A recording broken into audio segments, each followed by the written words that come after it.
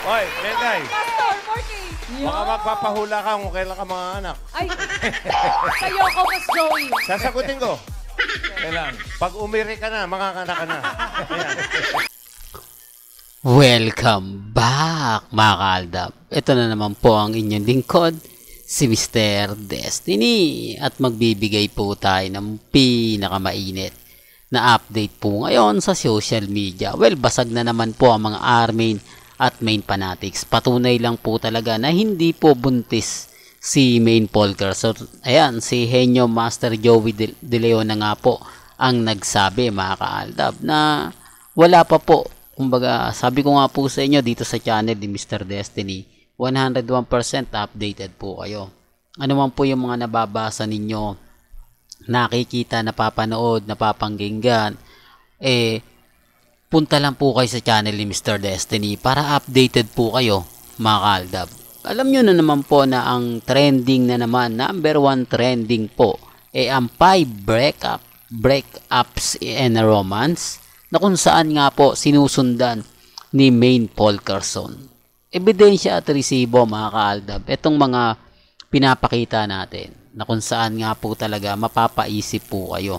Hindi po ba? Yung chemistry talaga ni Mengay, no? Yung tipong pati mga co-host niya, napapasaya niya, hindi po ba? Napapalingon sa kanya, imbis na pumokus na lang sa iba, talagang sa kanya po nakapokus. Di po ba? Sinasabi ko lang po ito para po sa kaalaman ng lahat. Lalo na nga po sa mga taong dumadaan at bumibisita sa channel natin. Ako, masaya po ako sa mga nagaganap, sa mga nangyayari. Di po ba? Sabi ko nga dito sa channel ni Mr. Destiny, kita nyo naman po at ramdam naman po ninyo yung presensya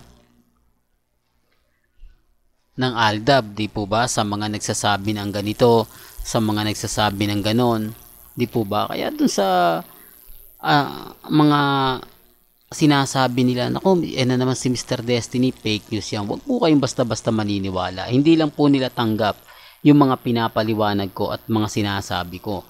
Binabasag ko po kasi sila. Gaya po nito, basag na naman po sila. Ibig sabihin nito, nagpapahula pa.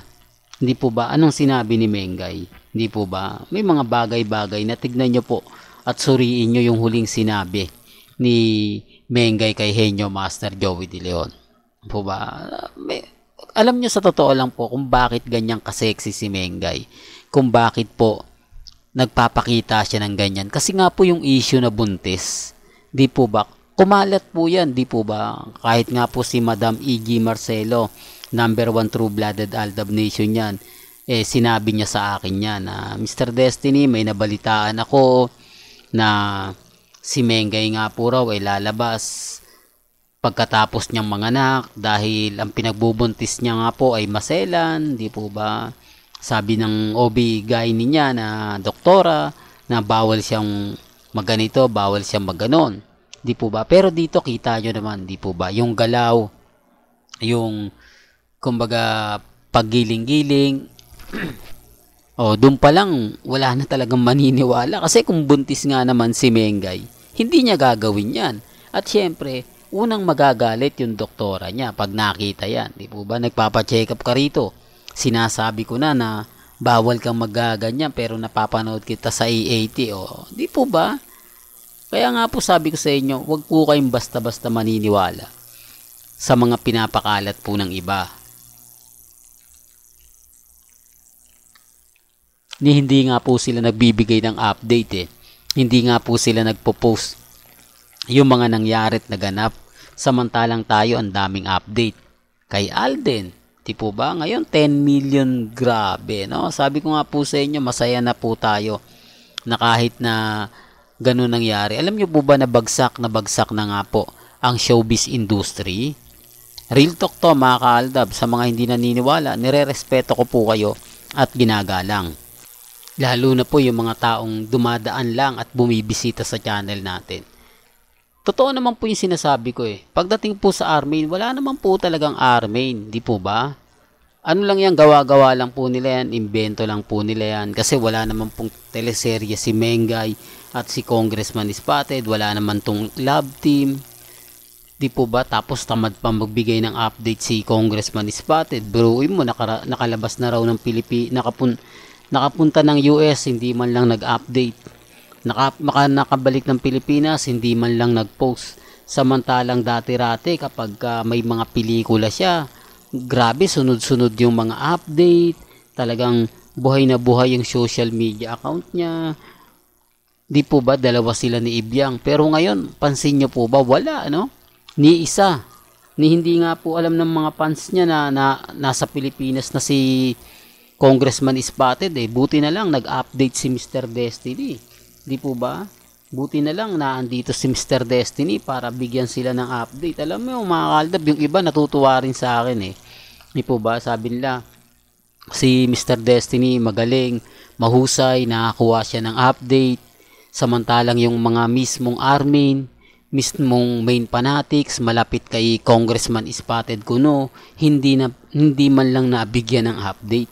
Hindi man lang naabisuhan na i-post mo to na andito na ako sa Pilipinas. Di po ba? Pero gaya ng sinabi ko, yung mga taong ayaw pong maniwala, wala namang pong pilitan.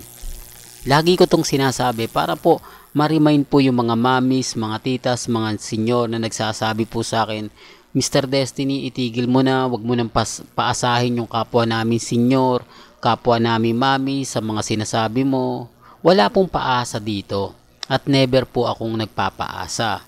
Ang sa akin lang naman po, nagbibigay lang ako ng update, nagbibigay lang po ako ng mga kaganapan. Depende na lang po yan sa inyo kung ano sa tingin ninyo, kung paniniwalaan nyo o hindi. Di po ba? Nire-respeto ko at ginagalang ang mga komento po sa akin. Kaya nga po hindi ako nagdi-delete eh. Hindi ako kumbaga kumbaga mga pangit binubura ko. Hindi po kasi ang karapatan nyo po yan eh. Di po ba?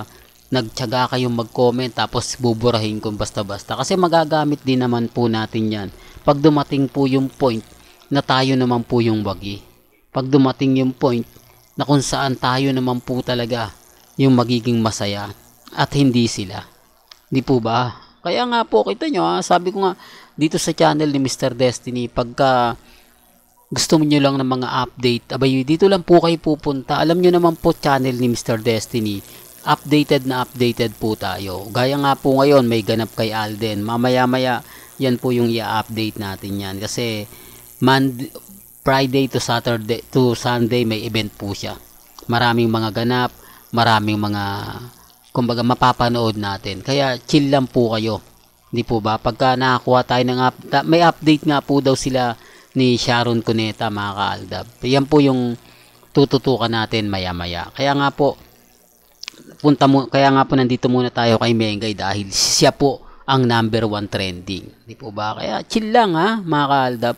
Well, hanggang dito na lang po ang ating latest updates. Kaya kung gusto nyo pa po ng pinaka-latest at sariwang update, abay tutok lang po kayo dito sa channel ni Mr. Destiny para updated po kayo sa mga latest at sa mga bagong video po na ilalabas po natin maya-maya lang. Kaya kung bago ka lang sa channel na to at isa kang true-blooded Aldab Nation na nagmamahal po kila Mengay at Isoy, tama po ang channel na pinuntahan mo, kaya consider na po kitang bagong subscriber. At huwag mong kalimutang i-share ang mga video po natin sa mga mami, sa mga titas, at sa mga senyor. Hanggang sa muli, salamat po sa panonood at pakikinig.